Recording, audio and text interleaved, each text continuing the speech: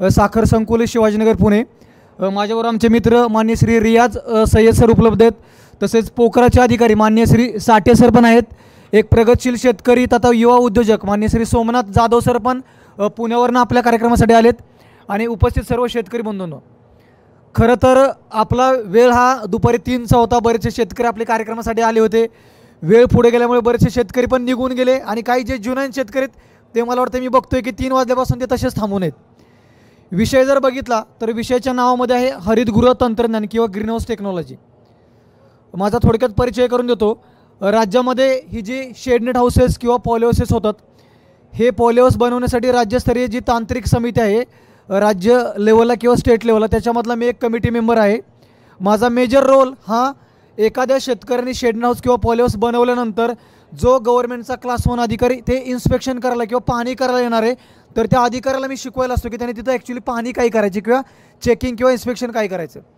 आता बऱ्याच वेळेस लोकांच्या मनामध्ये प्रश्न पडतो की हे हरितगृह तंत्रज्ञान म्हणजे नक्की काय आहे, किंवा ग्रीन हाऊस तंत्रज्ञान म्हणजे नक्की काय आहे, किंवा शेडनेट हाऊस तंत्रज्ञान म्हणजे नक्की काय आहे, पॉलिहाऊस तंत्रज्ञान म्हणजे नक्की काय। हे असंख्य शब्द आहेत, म्हणजे green house, shade net house, polyhouse किंवा हरितगृह, हे सर्व टर्मिनॉलॉजी किंवा सर्व गोष्टींचा जर का विचार केला तर ही ग्रीन हाऊस एक वास्ट टर्मिनॉलॉजी किंवा खूप मोठी व्याख्या आहे। आणि याच्या अंडर 2 पार्ट आहेत। एक पहिला जो घटक आहे तो आहे शेडनेट हाऊस आणि दुसरा जो घटक आहे तो आहे पॉलिहाऊस। बऱ्याच वेळेस लोकांच्या मनामध्ये असं येतं की ग्रीन हाऊस म्हणजे हिरवं असलेलं घर, की मग बऱ्याचशा वेळेस आपण बघतो की शेडनेट हाऊस बघतो तर बरेचशा वेळेस शेतकऱ्याच्या शेतावरती शेडनेट हाऊस हे तुम्हाला ग्रीन कलरमध्ये दिसतात आणि लोकांना वाटतं की यालाच आपण ग्रीन हाऊस म्हणतो का। तर ग्रीन हाऊस या शब्दाचा किंवा टर्मिनॉलॉजी जर का आपण व्याख्या बघितली तर ग्रीन हाऊस या एका संकल्पनेमध्ये 2 टर्मिनॉलॉजी किंवा 2 संज्ञा आहेत। त्यातली एक पहिली संज्ञा किंवा पहिली टर्मिनॉलॉजी ती आहे शेडनेट हाऊस आणि दुसरी जी आहे ती आहे पॉलिहाऊस। आता दोन्हीचा जर का विचार केला आणि विदर्भामध्ये यापैकी कोणती गोष्ट यशस्वी होऊ शकते याचा जर का आपण विचार केला तर शेडनेट हाऊस आणि पॉलिहाऊस हे दोन्ही नक्की काय याचा अगोदर आपण फरक बघू आणि मग विदर्भामध्ये शेतकरी काय करू शकतो ही दुसरी पार्ट आहे। आता शेडनेट हाऊसचा जर का विचार केला तुम्ही मार्केटमध्ये बघितलं तर तुम्हाला मार्केटमध्ये अशा वेगवेगळ्या प्रकारच्या वेगवेगळ्या रंगामधल्या तुम्हाला शेडनेट हाऊस किंवा शेडनेट तुम्हाला उपलब्ध होतील। हे जे तुम्हाला दिसतंय समोर तर याला आपण शेडनेट म्हणतोय, शेडनेट, बरोबर। मग ही जी शेडनेट आहे की बऱ्याच वेळेस लोकांना वाटतं की ही शेडनेट फक्त हिरव्या रंगामध्ये असते का, कारण बऱ्याच वेळेस विदर्भातील शेतकरी किंवा आम्हाला शेतकरी विचारतात ही शेडनेट मार्केटमध्ये फक्त ग्रीन कलरमध्येच मिळतं, तर असं नाही। ही जी शेडनेट आहे ही शेडनेट तुम्हाला मार्केटमध्ये वेगवेगळ्या रंगामध्ये मिळते। मग त्याच्यामध्ये ग्रीन आहे, व्हाईट आहे, तुमची ब्लॅक आहे, रेड आहे, येलो आहे। शेतकऱ्याला पाहिजे त्या रंगानुसार शेडनेट मार्केटमध्ये मिळू शकते। दुसरा पार्ट आहे याच्यामध्ये पॉलिहाऊस किंवा पॉलिफिल्म। आता दुसरा जर पार्ट बघितला तर त्याच्यामध्ये ही अशा प्रकारची तुम्हाला पॉलिफिल्म मार्केटमध्ये मिळते आणि या पॉलिफिल्ममध्ये पण वेगवेगळे रंग आहेत। मग तुम्हाला पाहिलं तर पहिला जो कलर तुम्हाला निळ्या रंगाची फिल्म आहे, पिवळ्या रंगाची फिल्म आहे आणि एक पांढऱ्या रंगाची फिल्म आहे। या 3 रंगामध्ये तुम्हाला मार्केटमध्ये पॉलिहाऊसची पॉलिफिल्म विकत मिळते। म्हणजे एखाद्याने कुणी तुम्हाला प्रश्न विचारला की शेडनेट हाऊस आणि पॉलिहाऊस या दोघांमध्ये नक्की फरक काय, तर आपण या कव्हरिंग मटेरियलवरचा पहिला फरक सांगू शकतो की शेडनेट हाऊस म्हणजे असं घर असतं की जे GI पाईपच्या सांगाड्यापासून आणि वेगवेगळ्या रंगाच्या शेडनेटपासून बनलेलं जे घर आहे त्याला आपण शेडनेट हाऊस साध्या आणि सिंपल भाषेमध्ये शेतकऱ्याच्या भाषेमध्ये म्हणू शकतो। दुसऱ्या भाषेमध्ये मी म्हणतो की एखाद्या शेतकरी म्हटला की मला या ग्रीन हाऊस तंत्रज्ञानामध्ये कोणती तरी गोष्ट सुरू करायची आणि ज्याला खर्च कमी येतोय, किंवा दुसऱ्या शेतकऱ्याच्या भाषेमध्ये मी म्हणेल की गरिबांचं घर जर म्हटलं तर ते शेडनेट हाऊसपासून विदर्भातील शेतकरी हे तंत्रज्ञान सुरू करू शकतो। ही शेडनेट झाली। दुसरा आहे पॉलिहाऊसचा प्रकार। पॉलिफिल्ममध्ये पण वेगवेगळ्या रंगामध्ये फिल्म आहेत। थोडासा जर का तुमच्यामध्ये पैसे जास्त करण्याची ताकद असली तर तुम्ही त्याच्यामध्ये पॉलिफिल्मपासून सुरुवात करू शकता। तिसरा फरक जर का आपण घेतला तर शक्यतो आम्ही म्हणतो की शेडनेट हाऊसमध्ये तुमची भाजीपाला पिकं व नर्सरी पिकांची लागवड किंवा ज्याला तुम्ही म्हणता रोपवाटिका पिकांची लागवड तुम्ही चांगल्या प्रकारे करू शकता। एखाद्या शेतकऱ्याला जर का फुल शेतीची लागवड करायची असेल तर त्याला मात्र पॉलिहाऊस शिवाय पर्याय नाही। म्हणजे एखाद्या शेतकऱ्याला जर का फुल पिकांची लागवड करायची तर मात्र तुम्हाला कंपल्सरी आतमध्ये पॉलिहाऊस करणं बंधनकारक आहे। दुसरं याच्यामधला अजून एक फरक आहे की जर का तुम्हाला वर्षभर लागवड करायची असेल त्या तंत्रज्ञानामध्ये तर मात्र तुम्हाला पॉली हाऊसच करावं लागेल. कारण की शेडनेट हाऊस या तंत्रज्ञानामध्ये तुम्हाला पावसाळ्यामध्ये पावसाचं पाणी आतमध्ये एंट्री करतं. कारण तुम्ही हे जर समोर बघताय तर याला अशा प्रकारे छोटी छोटी छिद्र आहेत आणि याच्यामध्ये काय होतं, पावसाळ्यामध्ये पावसाचं पाणी आतमध्ये एंट्री करतं. पॉली हाऊसमध्ये मात्र तुम्ही वर्षभर पिकांची लागवड चांगल्या प्रकारे करू शकता. म्हणजे याच्यावरून आपण दोन गोष्टी काय शिकलो, की तुमच्यापैकी ज्या शेतकऱ्यांना फक्त भाजीपाला पिकांची लागवड करायची अशा शेतकऱ्यांनी शेडनेट हाऊसमध्ये गेलं तर कधी पण चांगलं. परंतु एखाद्या शेतकऱ्या जर का फुल पिकांची लागवड करायची तर त्यांना मात्र पॉली हाऊसमधल्या शेतीशिवाय पर्याय नाही. पॉली हाऊसचा खर्च हा शेडनेट हाऊसच्या तुलनेमध्ये जवळपास दुप्पट ते दीडपट येतो. खर्चाचं आपण पुढे बघणार आहे, शासन किती अनुदान देतं ते पण आपण समोर बघणार आहे. दुसरं याच्यामध्ये अत्यंत महत्त्वाची गोष्ट, असं ठरलं की आपल्याला एखाद्या शेतकऱ्याला शेडनेट हाऊस किंवा पॉली हाऊस करायची. आता वेळ कमी त्यामुळे मी दोन्ही थोडंसं कंबाईनरित्या घेतोय. एखाद्या शेतकऱ्याला तुमच्यापैकी शेडनेट हाऊस किंवा पॉली हाऊस करायचं असेल तर सगळ्यात पहिली गोष्ट येते ती म्हणजे जागेची निवड आणि जागेची दिशा. जागेची निवड आणि जागेची दिशा जर का आपण विचार केला तर शेडनेट गुरामध्ये तुम्हाला जागेची निवड करताना सगळ्यात महत्त्वाचा फायदा आहे तो म्हणजे आपण जी जागा निवडणार आहे तर ती जागा पूर्णपणे सपाट असणं गरजेचं आहे. दुसरा मुद्दा, शेडनेट हाऊसची किंवा पॉली हाऊसची उभारणी करत असताना ज्या ठिकाणी तुम्हाला त्याची उभारणी करायची त्या ठिकाणी तुम्हाला उंच वाढणारी झाडं तुमच्या त्या स्ट्रक्चरच्या आसपास नसली पाहिजेत. समजा तुमच्याकडे जर का उंच वाढणारी झाडं असतील तर त्याचं अंतर त्या स्ट्रक्चरपासून कमीत कमी 20 ते 25 मीटर अंतरावरती दूर पाहिजे. समजा बरेचसे शेतकरी म्हणतात की आमच्याकडे वाऱ्याचा वेग जास्त आहे, तर अशा वेळी तुम्ही त्या ठिकाणी उंच वाढणारी झाडं तुम्ही लावू शकता, पण त्याचं अंतर तुमचं 20 ते 25 मीटर अंतरावरती राहिलं पाहिजे. आता झाडं जर का जवळ असतील तर काय होईल, जर का शेडनेट हाऊसच्या किंवा पॉली हाऊसच्या झाडं जवळ असतील तर त्या झाडाची सावली तुमच्या त्या सांगाड्यावरती किंवा स्ट्रक्चरवरती पडेल आणि आतमध्ये जे तुम्ही भाजीपाला किंवा फुलपिकांची लागवड करणार आहे त्याच्यावरती त्याचा इफेक्ट होणार आहे. तिसरा मुद्दा, आपण जी जागा निवडतोय त्या जागेच्या वरून हाय टेन्साईल इलेक्ट्रिसिटीची लाईन गेली नसली पाहिजे. आता हाय टेन्साईल इलेक्ट्रिसिटी लाईन गेली तर काय होईल, कारण की आपण हे जे स्ट्रक्चर किंवा सांगाडा उभारतोय हा पूर्णपणे GI पाईपचा किंवा लोखंडाचा असतो. बऱ्याचशा वेळेस काही घटना अशा घडल्यात की वरून जर का हाय टेन्साईल इलेक्ट्रिसिटीची लाईन गेली असेल तर आतमध्ये तुमच्या शेड हाऊसमध्ये किंवा पॉली हाऊसमध्ये काम करणारे लेबर जागेवरच्या जागेवर खाल्ला झालेले आहेत किंवा त्याची उभारणी जे करणारे लोक आहेत तर ते 8-8, 10-10 लोक जागेवरती एक्सपायर झालेले आहेत. हे पूर्णपणे सांगाडा हा आपण GI पाईपमध्ये उभारतो. GI पाईप म्हणजे गॅल्वनाइज्ड आयर्न पाईप किंवा ज्याला आपण लोखंडी पाईप म्हणतो. त्यामुळे कंपल्सरी तुम्हाला आता याच्यामध्ये डिपार्टमेंटचा रोल कधी पडतो, तुमच्यापैकी एखाद्या व्यक्तीला शेडनेट हाऊसची किंवा पॉली हाऊसची उभारणी करायची असं ठरलं, पहिलं काम तुम्हाला काय करायचं आहे की गव्हर्नमेंटची एक वेबसाईट आहे www.mahadbt.gov.in. या वेबसाईटवरती तुम्हाला ऑनलाईन ॲप्लिकेशन करावं लागतं. ऑनलाईन ॲप्लिकेशन करताना तुमचं आधार कार्ड, तुमचं पॅन कार्ड, तुमचा 7/12 उतारा, तुमचा खाते उतारा आणि तुमचं बँकेचं पासबुक या गोष्टी तुम्हाला अपलोड करावं लागतात. आता तुम्ही फक्त अपलोड केला की गव्हर्नमेंटने तुम्हाला मान्यता दिली असे होत नाही. हे कागदपत्र आपण अपलोड केल्यानंतर गव्हर्नमेंटचा ग्राउंड लेवलचा जो कृषी सहाय्यक आहे ज्याला तुम्ही ॲग्रिकल्चर असिस्टंट म्हणता, तर तो ॲग्रिकल्चर असिस्टंट तुमच्या जागेची स्थळ पाहणी करतो. स्थळ पाहणी करतो म्हणजे काय, जागा पाहतो. आता तो स्थळ पाहणी करताना जागेची निवड करताना कोणते टेक्निकल मुद्दे बघतो ते आपण मागाशी शिकलो. जागा सपाट पाहिजे, उंच वाढणारे झाडं नकोत, वरती हाय टेन्साईल इलेक्ट्रिसिटीची लाईन नको, मार्केटची सोय असावी, इलेक्ट्रिसिटीची सोय असावी, पाण्याची सोय असावी. हे सगळे मुद्दे बघितल्यानंतर तो अधिकारी ते डॉक्युमेंट अपलोड केल्यानंतर तुम्हाला मिळतं पूर्वसंमतीपत्र म्हणजे प्री सँक्शन लेटर. परत सांगतोय, जोपर्यंत तुम्हाला गव्हर्नमेंटचं पूर्वसंमतीपत्र मिळत नाही तोपर्यंत तुम्ही तुमच्या शेडनेट हाऊसचं किंवा पॉली हाऊसचं काम सुरू करू शकत नाही. एकदा पूर्वसंमतीपत्र मिळालं की पूर्वसंमतीपत्र मिळाल्यापासून 15 दिवसाच्या आत जर का तुम्ही काम सुरू केलं नाही, एकदा तुम्हाला गव्हर्नमेंटनं प्री सँक्शन लेटर किंवा पूर्वसंमतीपत्र दिलं आणि तुम्ही काम सुरू केलं नाही तर ॲटोमॅटिकली 15 दिवसानंतर तुम्हाला दिलेलं पूर्वसंमतीपत्र कॅन्सल होतं आणि जो तुमचा वेटिंगवाला शेतकरी त्याला गव्हर्नमेंट पुढचा चान्स किंवा पुढची संधी देतं.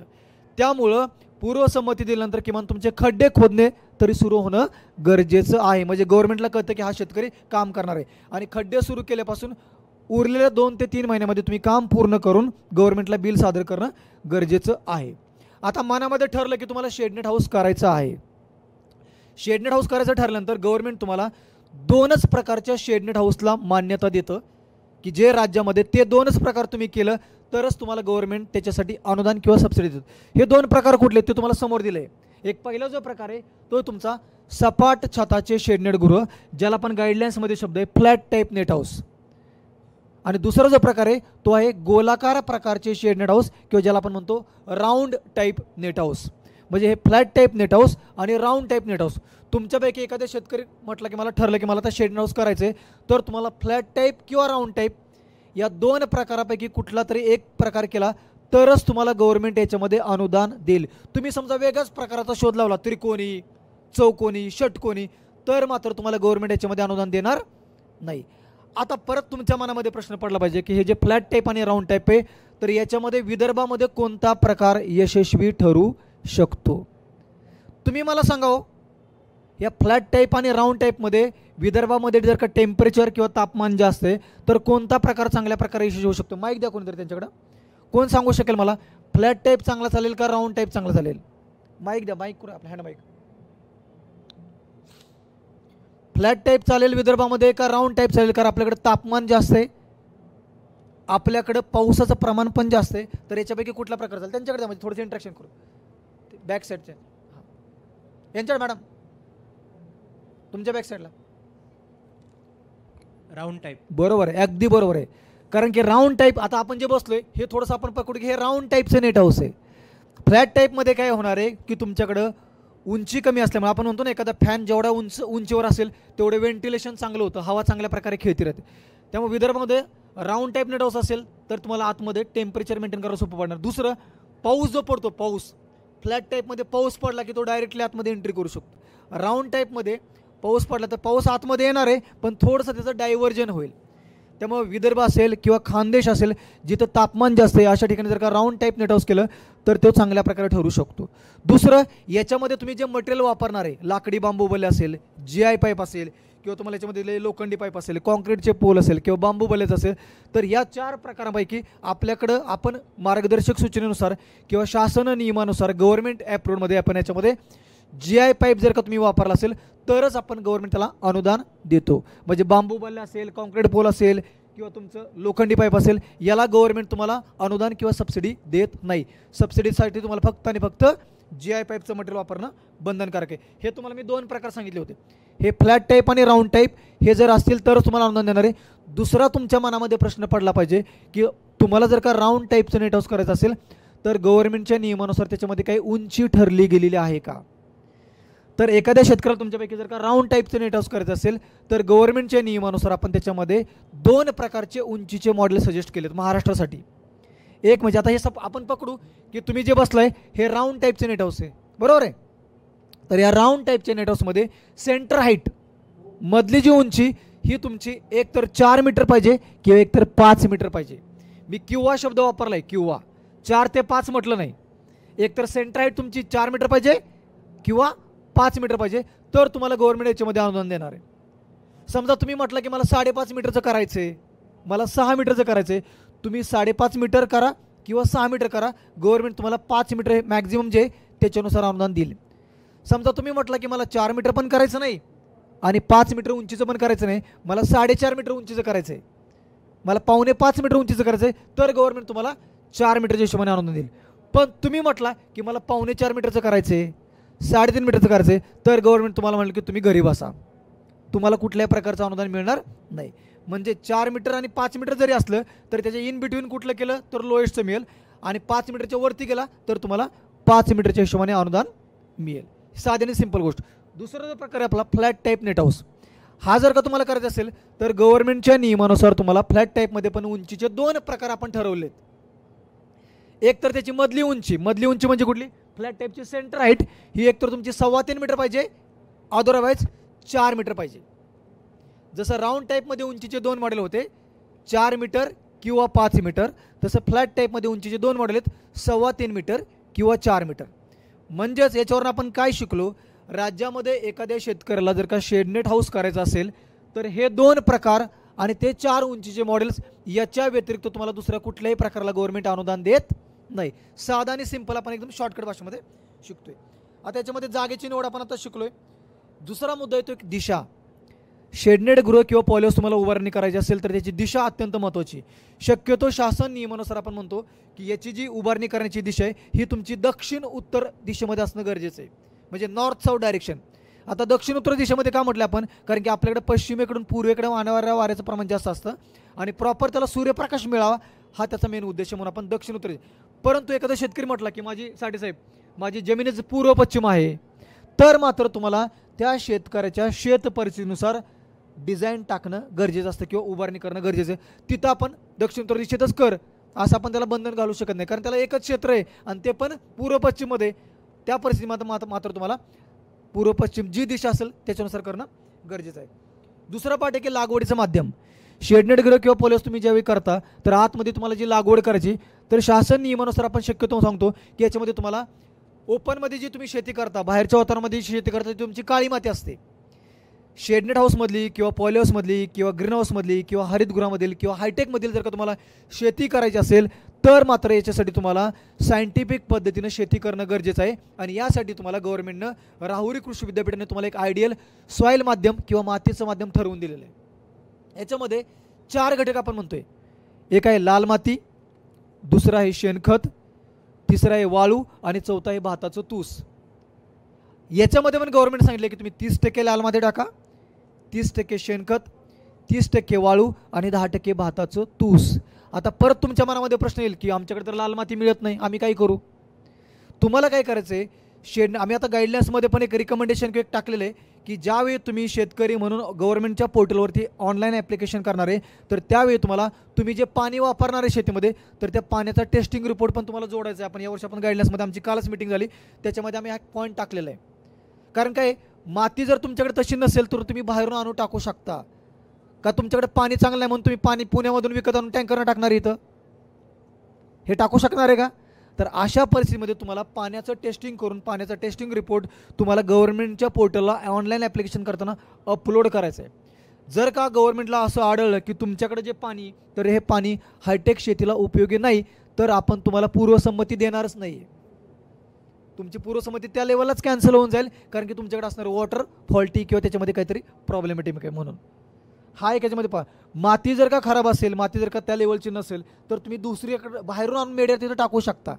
मुळात लक्षात ठेवा हे हायटेक शेती जे तंत्रज्ञान आहे किंवा हरितगृह तंत्रज्ञान आहे या शेतीचा मेन पर्पज काय माहिती तुम्हाला. याचा मेन पर्पज आहे की तुमच्याकडं जी जमीन वर्षानुवर्षे पडीक आहे, जी खराब जमीन आहे ती खराब जमीन लागवडीखाली आणणं हा ग्रीन हाऊस टेक्नॉलॉजीचा मेन पर्पज आहे किंवा मेन उद्देश आहे. तुम्ही म्हणताल मग आमच्याकडे मुरमाड जमीन आहे, डोंगराळ जमीन आहे, बरोबर तीच जमीन याच्यासाठी योग्य आहे का, कारण की तीच जमीन तुम्हाला लेवल करून घ्यायची आणि बाहेरून आणून सॉईल मीडिया त्याच्यामध्ये टाकायचं आहे. म्हणजे या टेक्नॉलॉजीचा उद्देश आहे तुमची जर काळी माती आहे ऑलरेडी तुम्ही चांगली पिकं घेत आहे तर त्याच्यामध्ये परत ही लाखो रुपये खर्च करून टेक्नॉलॉजी तुम्हाला करायचीच नाही ना. आपल्याला जी जमीन ऑलरेडी आहे ज्याच्यामध्ये आपण सध्या काहीच करत नाही, जिथे काहीच पिकवत नाही त्या जमिनीमध्ये बाहेरून आणून सॉईल माध्यम टाकायचं आणि मग तुम्हाला ती जमीन जी खराब आहे ती तुम्हाला कल्टिवेबल खाली किंवा लागवडी योग्य आणणं हा या टेक्नॉलॉजीचा मेन उद्देश आहे. दुसरा मेन उद्देश आहे of season cultivation. Of season cultivation म्हणजे काय की या शेडनेट हाऊसमध्ये किंवा पॉलिहाऊसमध्ये तुम्ही कोणकोणती पिकं घेता, डोबळी मिरची, काकडी, टोमॅटो किंवा परदेशी भाजीवाला म्हणतो आपण लेट्यूस, ब्रोकोली, लाल कोबी, ब्रुसेल स्पाउट, झुकेनी, ही जी पिकं आहेत ह्या पिकांची आपण आतमध्ये लागवड करतो. आता मग ही पिकं बाहेरच्या वातावरणामध्ये येत नाहीत का. डोबळी मिरची बाहेर येते का, काकडी बाहेर येते का, टोमॅटो बाहेर येते का, तर येते ना. हे सर्वच्या सर्व जर का पिकं बाहेरच्या वातावरणामध्ये येतात तर तुम्ही प्रश्न विचारला पाहिजे की हे लाखो रुपये खर्च करून आम्हाला खड्ड्यात का पाडता तुम्ही. तर या टेक्नॉलॉजीचा मेन उद्देश आहे की बाहेरच्या वातावरणामध्ये जर काही सर्व पिकं येतात तर ज्यावेळी बाहेरच्या वातावरणामधले पिकं हे जे पिकं आहेत हे जे फळ आहेत हे मार्केटमध्ये नसतात अशावेळी तुम्हाला ग्रीन हाऊसमध्ये याचं प्रोडक्शन करून मार्केटमध्ये आणायचं आहे. म्हणजे पावसाळ्यामध्ये असेल, उन्हाळ्यामध्ये असेल, बाहेरचा माल हा कमी असतो. अशावेळी तुम्हाला पॉलिहाऊसमधला किंवा शेड हाऊसमधला जो माल आहे हा माल काढून तुम्हाला मार्केटमध्ये विकायचा आहे. म्हणजे स्ट्रॉबेरीचा जर का उन्हाळ्यामध्ये रेट किंवा स्ट्रॉबेरी हिवाळ्यामध्ये तुमची होती त्याचा मार्केटला रेट असतो 100-150 रुपये, पण ती स्ट्रॉबेरी जर का तुम्ही उन्हाळ्यामध्ये काढली, पावसाळ्यामध्ये काढली तर ती स्ट्रॉबेरी 400 ते 500 रुपये किलोनं जाते. तुमच्या पॉलिहाऊसमधल्या स्ट्रॉबेरीवरती छापलेलं असतं का पॉलिहाऊसची स्ट्रॉबेरी, असं छापलेलं असतो का, शिक्का असतो का, नसतो. परंतु बाहेरच्या वातावरणामधला माल हा ज्यावेळी तुमचा मार्केटमध्ये नसतो अशावेळी तुम्हाला ग्रीन हाऊसमधला माल काढला तरच तुम्हाला याच्यामध्ये प्रोडक्शन मिळून मार्केटमध्ये रेट मिळून फायदा होऊ शकतो. तुम्ही जर का बाहेरचा पण माल आणि तुमचा पण माल एकत्रित कॉम्पिटिशनला गेला तर मात्र तुम्हाला याच्यामध्ये मार्केटला रेट मिळणार नाही आणि मग तुम्ही याच्यामध्ये परत पर्याय येईल तोच की विदर्भामध्ये हायटेक शेती परवडत नाही, विदर्भामध्ये हे तंत्रज्ञान आम्ही करू शकत नाही. हे मनामध्ये परत तुमचे प्रश्न येतात. ते शेवटी मी तुम्हाला सांगतो की विदर्भाच्या दृष्टीने याच्यामध्ये काय करणं गरजेचं आहे. ह्याच्यामधला महत्त्व हे तुम्हाला दिलं. लाल माती आहे, शेणखत आहे, वाळू आहे, भाताचं तुस आहे, हे चारही मेडिया टाकून घ्यायचे. हे अशा पद्धतीने टाकायचे की त्याच्यामध्ये वरचा लेअर लाल मातीचा पाहिजे, दुसरा लेअर शेणखत, तिसरा लेअर वाळू आणि चौथा लेअर भाताचं तूस. हे अशा पद्धतीने तुम्हाला हे टाकणं गरजेचं आहे. हे माध्यम टाकून घेतल्यानंतर जसं आपण डॉक्टरकडे गेलो की डॉक्टर तुम्हाला इंजेक्शन देण्यापूर्वी पहिल्यांदा काय करतात, तुम्हाला हाताला वगैरे काय लागतात, डेटॉल वगैरे लावतात, बरोबर आहे. म्हणजे तुमचे काही व्हायरस बॅक्टेरिया असेल तर हे करतात. तसं तुम्ही हा मातीमध्ये माध्यम टाकलं, लाल माती, शेणखत, वाळू, भाताचं तूस, की तुम्हाला काय करायचं आहे, या माध्यमाचं निर्जंतुकीकरण करायचं आहे. निर्जंतुकीकरण म्हणजे आपण त्याला म्हणतो स्टरलायझेशन. म्हणजे काय, तुम्ही लाल माती वेगळ्या ठिकाणाहून आणलेली असते, शेणखत वेगळ्या ठिकाणून आणलेलं असतं, भाताचं तूस वेगळ्या ठिकाणून आणलेलं असतं. हे चारही घटक वेगवेगळ्या ठिकाणून आणल्यामधून त्याच्यामध्ये काही जे अपायकारक बॅक्टेरिया किंवा व्हायरस आहेत त्यांचा नायनाट करणं म्हणजे निर्जंतुकीकरण करणं. निर्जंतुकीकरण प्रोसेसमध्ये त्या मातीमध्ये किंवा माध्यमामध्ये असणारे उपयोगी आणि निरुपयोगी दोन्ही पण घटकांचा नायनाट होतो किंवा नष्ट होतात. लक्षात ठेवा. बऱ्याचशा लोकांना वाटतं की निर्जंतुकीकरण म्हणजे काय, की जे हानिकारक घटक आहेत तेवढेच फक्त आपण मारतो, ते तुम्हाला डोळ्याने दिसतात का हो? निर्जंतुकीकरण प्रोसेसमध्ये आपण पूर्णपणे त्या मीडियामध्ये असणाऱ्या सर्वच्या सर्व घटकांचे आपण त्याच्यामध्ये नायनाट करून टाकतो. हे केल्यानंतर तुम्हाला आतमध्ये हे अशा प्रकारे आपण निर्जंतुकीकरण करतो आणि नंतर मग अशा प्रकारे आपण आयडियल बेड बनवतो. आता हा जो याला आपण म्हणतो गादी वापा. एखादा व्यक्ती हरितगृह किंवा शेड हाऊस किंवा पॉली हाऊस करतो तर आतमध्ये तो पाटाने पाणी देणार आहे का, तर नाही. तुम्हाला शेडनेट किंवा पॉली हाऊसमधली शेती करायची असेल तर तुम्हाला हे अशा प्रकारचे बेड तयार करावे लागतात. याला आपण गादी वापे म्हणतो. याच्यामध्ये 3 गोष्टी महत्त्वाच्या असतात. त्या गादी वापेची रुंदी, गादी वापेची लांबी आणि त्या गादी वापेची जमिनीपासूनची उंची आणि त्या 2 गादी वाप्यामधलं अंतर. हे गादी वापे तुम्ही करता म्हणजे इथं तुम्ही पाटाने पाणी देत नाही. इथं तुम्हाला कंपल्सरी ड्रिपनं पाणी द्यावं लागतं, ठिबकनं पाणी द्यावं लागतं. ठिबकमध्ये पण 2 प्रकार आहेत, ऑनलाईन आणि इनलाईन. याच्यामध्ये आपण इनलाईन सिस्टीम वापरतो. ठीक आहे. हा गादी वापेचा बेड बनवला आहे. आपले बेड असे कधीच बनत नाहीत. आता हे बेड करताना आपण काय केलं होतं, याला दोन्ही साईडनं आपण लाकडांच्या फाया लावल्या होत्या. ग्रीन हाऊसमध्ये तुम्हाला बेड करताना किंवा हरितगृहामध्ये तुम्हाला बेड करताना अशा प्रकारचे गादी वापे बनवणे गरजेचे आहे. याच्यामध्ये आपण काय काय लागवड करू शकतो, हरभरा नाही, जरबेरा, कार्नेशन, गुलाब, अँथोरियम, डोबी मिरची, काकडी, टोमॅटो.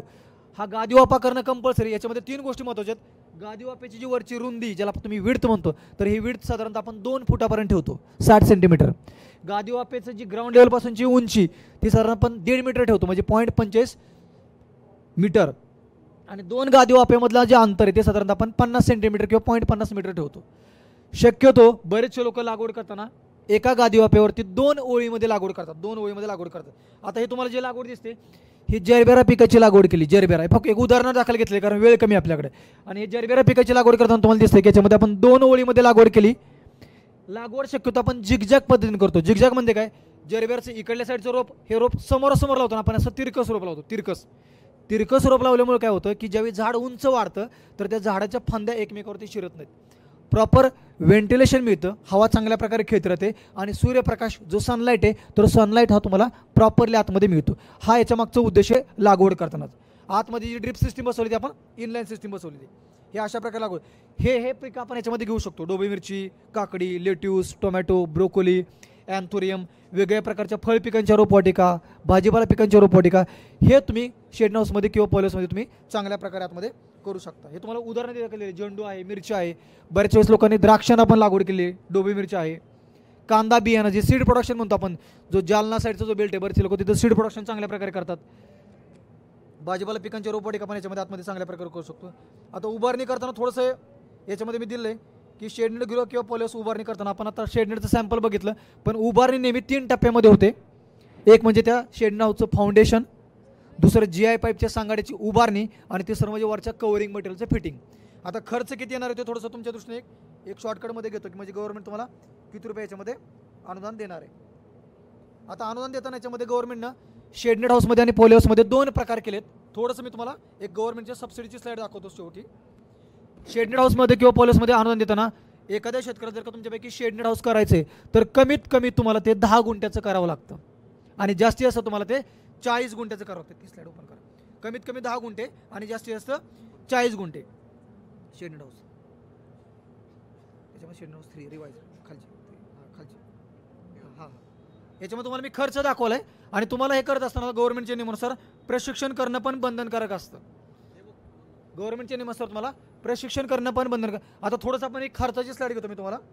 याच्यामध्ये हा तुम्हाला खर्च दिलेला आहे. ही आमची राज्यस्तरीय स्टेट लेवलची कमिटी.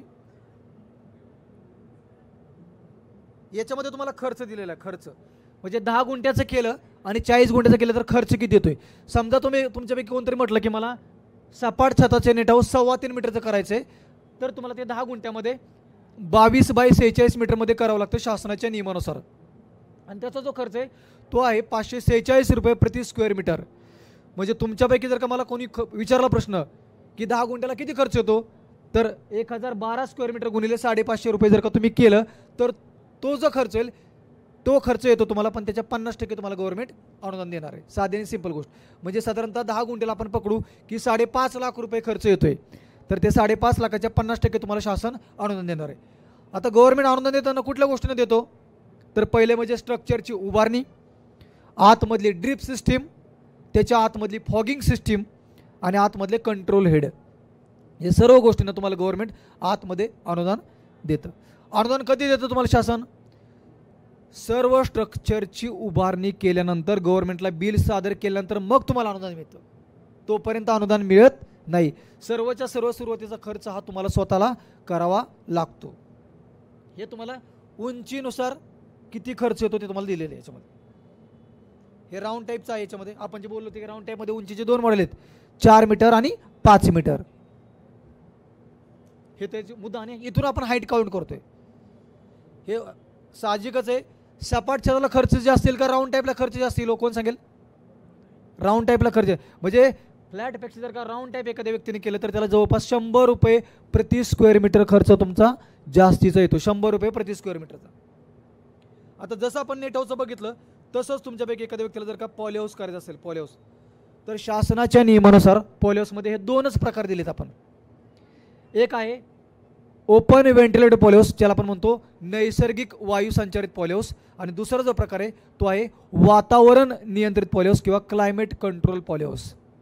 तर या 2 प्रकारच्या पॉली हाऊसला आपण येतो. तुमच्यापैकी कोणाकडे सध्या आहे का शेड हाऊस किंवा पॉली हाऊस? सध्या तुमच्यामध्ये कोणाकडे आहे शेड हाऊस किंवा पॉली हाऊस? सध्या जे बसलेत कोणाला करायची इच्छा आहे भविष्यामध्ये शेड हाऊस किंवा पॉली हाऊस? बरोबर आहे. हे 2-3 प्रगतशील शेतकरी आहेत. तुम्हाला पण एक प्रमाणपत्र पण त्यांच्याकडे एक यशोगाथाचं देऊ ॲग्रोविजन तर्फे की जे जुनान शेतकरी 3-4 लोक. ठीक आहे. आता पॉली हाऊसला खर्च किती येतो? पॉली हाऊस मात्र तुम्ही कमीत कमी 5 गुंठ्यापासून 1 एकरापर्यंत करू शकता.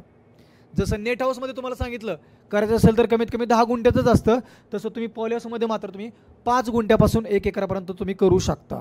याचा खर्च साधारणतः 1 गुंठ्याला 1 लाख येतो ऑन ॲन ॲव्हरेज पॉली हाऊसचा खर्च. म्हणजे 10 गुंठ्याचा करायचं असेल आपण खर्च पकडू 10 लाख रुपये, त्याच्या 50% तुम्हाला अनुदान म्हणजे 5 लाखापर्यंत अनुदान मिळेल. डिसेंबरपासून तुमच्याकडे अजून एक योजना येते नवीन पोकरा. याच्यामध्ये मात्र तुम्हाला 75% अनुदान आहे. म्हणजे 10 गुंठ्याला 10 लाख रुपये खर्च आला तर 7.5 लाख रुपये गव्हर्नमेंट तुम्हाला देणार आहे. तो डिसेंबरपासून लॉन्च होईल. आता नवीन सरकार आल्यानंतर डिसेंबरपासून तुम्हाला पोकरा म्हणजे 75% अनुदान मिळेल आणि त्याचा प्रशिक्षणाचा पाठ पूर्ण स्टेटचा माझ्याकडे. आता हे केल्यानंतर तुम्हाला एक प्रशिक्षण करणं बंधनकारक असतं गव्हर्नमेंटच्या नियमानुसार. गव्हर्नमेंटच्या नियमानुसार तुम्हाला एक आपण शेड हाऊस किंवा प्रशिक्षण कार्यक्रम देतो. हे जे ट्रेनिंग आहे हे ट्रेनिंग करताना तुम्हाला 3 किंवा 5 दिवसाचं हे अशा प्रकारे आपण प्रशिक्षण कार्यक्रम देतो गव्हर्नमेंटच्या अधिकारी लोकांना किंवा जे तुमचे, आणि अशा प्रकारे आपण एक प्रशिक्षण प्रमाणपत्र पण तुम्हाला प्रोव्हाइड करतो. जोपर्यंत तुम्ही गव्हर्नमेंटच्या नियमानुसार हे 3 किंवा 5 दिवसाचं प्रशिक्षण पूर्ण करत नाही तोपर्यंत तुम्हाला गव्हर्नमेंट अनुदान देत नाही. मी परत सांगतोय, कारण की काय याच्यामध्ये लाखो रुपये खर्च आहे. तर शासनाचं असं मत आहे की तुम्ही ते टेक्निकल प्रशिक्षण घ्यावं, थोडंसं ट्रेन व्हावं आणि मग हा लाखो रुपये खर्च करून तुम्ही या तंत्रज्ञानामध्ये पडावं. हे प्रशिक्षण तुम्हाला पूर्णपणे गव्हर्नमेंट मोफत देते. याच्यामध्ये तुम्हाला कुठल्याही प्रकारचा 1 रुपया खर्च करायचा नाही. आपण आता डिसेंबरच्या 3ऱ्या आठवड्यामध्ये गडचिरोलीला बॅच लावलेली 3 दिवसाची मोफत.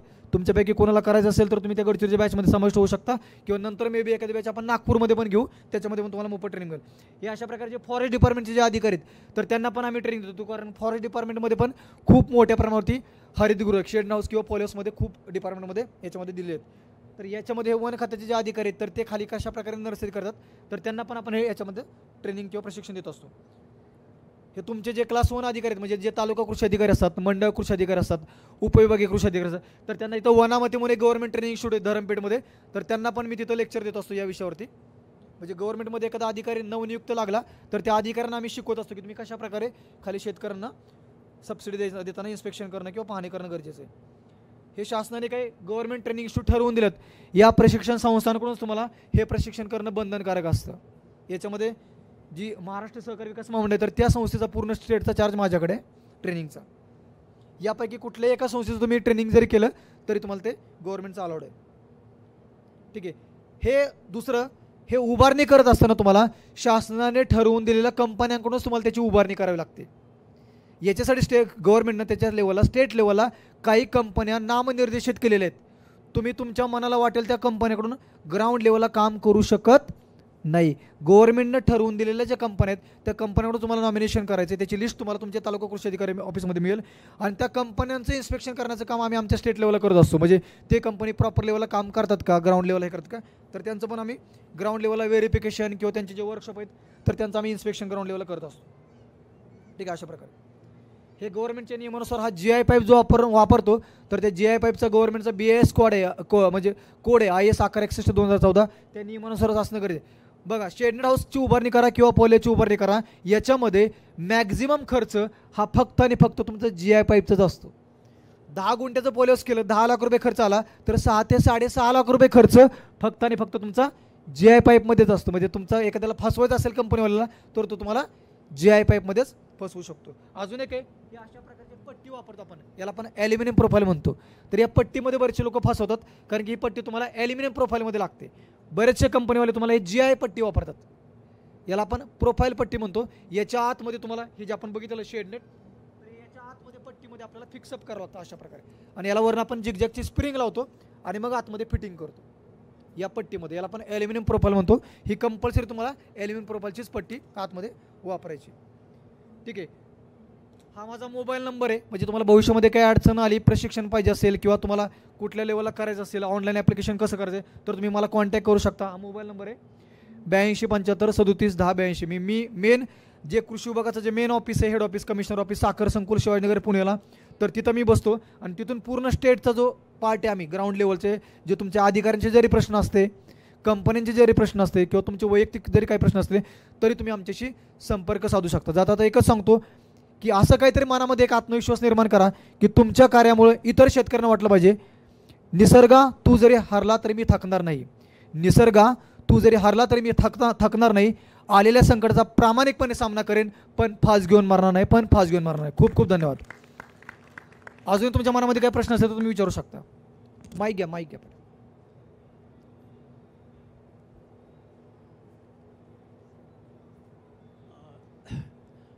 शेडनेट किंवा पॉलीहाऊसमध्ये स्पाईन गोड, म्हणजे आपण त्याला करटोली म्हणतो, रानभाजी, बरोबर, ती होते का, आणि जर होत आहे तर ती कुठं गेलेली आहे का?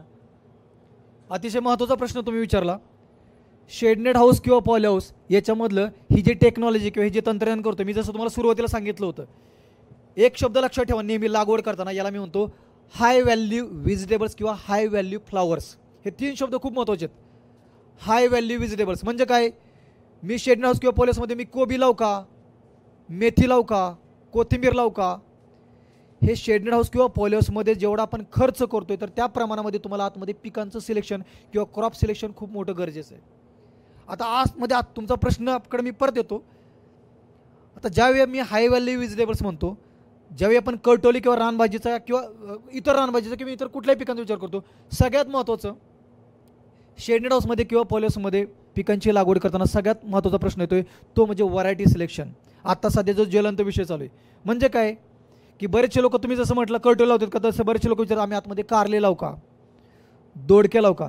सगळ्यात महत्त्वाचं म्हणजे शेड हाऊसमध्ये किंवा पॉलिहाऊसमध्ये जे आपण पिकांची लागवड करतो तर ती जे पिकांची जी व्हरायटी असते किंवा जातींची जी निवड असते याला मी म्हणतोय सेल्फ पॉलिनेटेडच व्हरायटी आतमधल्या पाहिजेत. म्हणजे काय, स्वपरागीभवनवाल्या जातींची निवड करणं अत्यंत महत्त्वाचं आहे. आज मी जर का नागपूरमधल्या कृषी सेवा केंद्रामध्ये गेलो, जे ॲग्रिकल्चरचे विद्यार्थी त्यांच्यासाठी पण मी सांगतोय, तर कृषी सेवा केंद्रामध्ये तुम्ही गेला तर तो लोक म्हणतात की हे तुम्ही कारलं ना, ठीक आहे हे लावून टाका, शेडमध्ये लावा. आता तुम्ही स्टॉलवरती जरा गेला ना कुठल्या, आणि तुम्ही विचारा जे बरेचसे स्टॉल आहेत आतमध्ये व्हेजिटेबल सीडचे, हे शेड हाऊसमध्ये पॉलिहाऊसमध्ये हे म्हणतात तुम्ही कुठं पण लावा, ओपनमध्ये पण लावा, कुठं पण लावा, सगळीकडेच येतं. तर हे मात्र पूर्णपणे चुकीचं आहे. माझ्या माहितीनुसार कर्टोलीच्या अजून शेड हाऊसमधल्या किंवा पॉलिहाऊसमधल्या व्हरायटी कुठंच नाहीत. इव्हन ना शेड हाऊसमध्ये किंवा पॉलिहाऊसमध्ये तुम्ही ज्या जातींची निवड करता भाजीपाला किंवा फुलपिकांची, तर ते आपल्या इंडियामधल्या व्हरायटीज खूप ह्याच्यामध्ये कमी आहेत. म्हणजे आपण सध्या ज्या शेड हाऊसमध्ये किंवा पॉलिहाऊसमध्ये जातींची निवड करतो यासाठी आपल्याला बाहेर कंट्रीमधल्या जातींची निवड याच्यामध्ये आतमध्ये लागवड करावी लागते. त्यामुळे तुम्ही कर्टोलीचा विचार करताना याच्यामध्ये महत्त्वाची गोष्ट तुम्हाला सगळ्यात म्हणजे जर का तुम्ही शेड हाऊसमध्ये किंवा पॉलिहाऊसमध्ये ती ओपनमधली म्हणजे स्वपरागीभवनवाली जात नसेल तर सगळ्यात महत्त्वाचं तुम्हाला मार्केट आहे का हे अगोदर आयडेंटिफाय करा.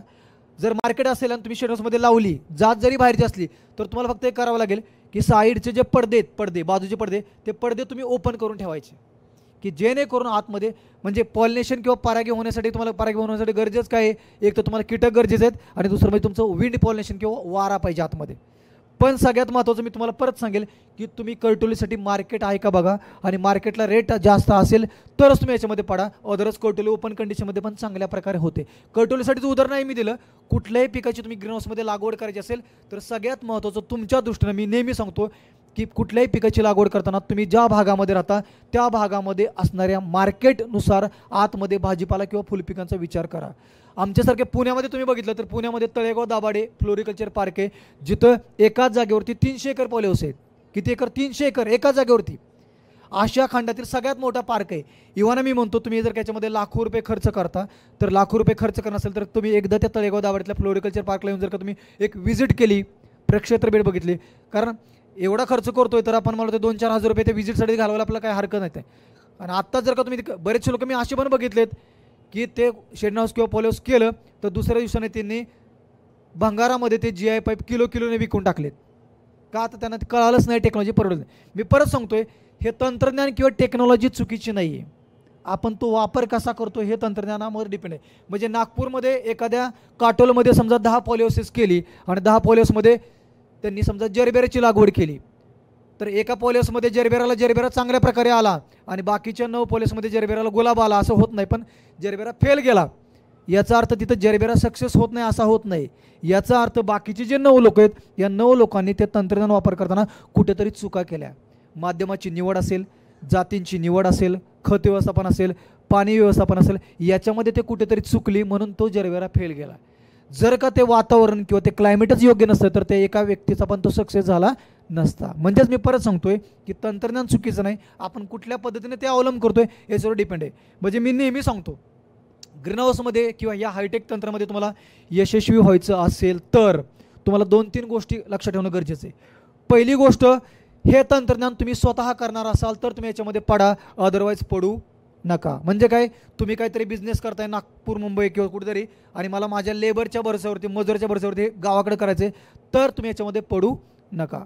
दुसरं, शासन मला काहीतरी अनुदान देणार आहे म्हणून मला हे तंत्रज्ञान करायचे, माझी स्वतःची इच्छा नाही आहे, तरी पण तुम्ही याच्यामध्ये पडू नका. कारण मी बरेचसे लोक असे बघितलेत रियाजीभाई सर की 10-10 वर्ष त्यांना अजून करायचं मला, पण शासन अनुदान देत नाही, माझा नंबर लागला नाही म्हणून मी ते अजून केलं नाही, असे अजून 10-10 वर्षापासून सबसिडीची वाट बघत लोक बसतात. आणि तिसरी गोष्ट तुमच्यामध्ये पाहिजे ती म्हणजे काय, याच्यामध्ये यशस्वी व्हायचं असेल तर ती गोष्ट म्हणजे संयम. संयम म्हणजे काय, आत्ता मी गुलाब लावला की उद्या मला लगेच गुलाबाची फुलं मार्केटला विकायची. संयम म्हणजे काय की मी या वर्षी एखादं पीक घेतलं आणि मला पहिल्या वर्षी जरी मार्केटला रेट चांगला नाही मिळाला तर मी काय याच्यामध्ये चुका केल्या ते पुढच्या वर्षी अवॉइड करून टाळून मी पुढच्या वर्षी मी चांगलं पीक घेऊन मार्केटला चांगला रेट मिळेल. आज लोकांना काय झाले, तुम्ही गुलाबाचं पीक लावलं, जरबेरा लावला आणि मार्केटला रेट नाही मिळाला की ते लोकांच्या मनामध्ये नाराज येते. बरेचसे लोक मग सुसाईड, काहीतरी करणं, कर्जबाजारी करणं, हे करणं, हे मनामध्ये तुमचे विचार डोकवतात. म्हणजे हे टेक्नॉलॉजी तुम्हाला चांगली करायची असेल तर तुमच्या मनामध्ये सगळ्यात महत्त्वाची गोष्ट ते म्हणजे संयम असणं गरजेचं आहे. आणि आम्ही याला पेबॅक पिरियड म्हणतो. पेबॅक पिरियड म्हणजे काय, की तुम्ही याच्यामध्ये जेवढी गुंतवणूक केलेली आहे या तंत्रज्ञानामध्ये ते तुम्हाला परत मिळायला किती दिवस लागतात, तर साधारणतः याचा ऑन एन ॲव्हरेज पिरियड आहे 3 ते 4 वर्ष. म्हणजे 10 गुंठ्याच्या पॉलिसीला जर कमी 10 लाख रुपये खर्च केलं तर कमीत कमी तुम्हाला एक 4 वर्ष वेट अँड वॉच करणं गरजेचं आहे. वेट अँड वॉच म्हणजे काय, फक्त घरी बसून हाताची घडी करून बसायचा असा प्रकार नाही. म्हणजे तुम्ही ते 4 वर्ष प्रामाणिकपणे ते योग्य खत व्यवस्थापन, पाणी व्यवस्थापन, मार्केट व्यवस्थापन तुम्ही केलं तर 4 वर्षामध्ये तुम्ही त्याच्यामध्ये केलेली गुंतवणूक ही तुम्हाला मिळू शकते. दुसरा तुमच्या मनामध्ये प्रश्न असतो मेंटेनन्स काय याच्यामध्ये. एकदा का तुम्ही याचा सांगाडा उभा केला तर 20 ते 25 वर्ष त्याला तुम्हाला परत काहीच करायची गरज नाही, सांगाड्याला म्हणतोय. आणि हे जे कव्हरिंग मटेरियल तुम्ही वापरणार आहे वरती कव्हरिंग मटेरियल, हे कव्हरिंग मटेरियल मात्र तुम्हाला दर 3 ते 4 वर्षांतर रिप्लेस करणं गरजेचं आहे. म्हणजे काय, बदलणं गरजेचं आहे.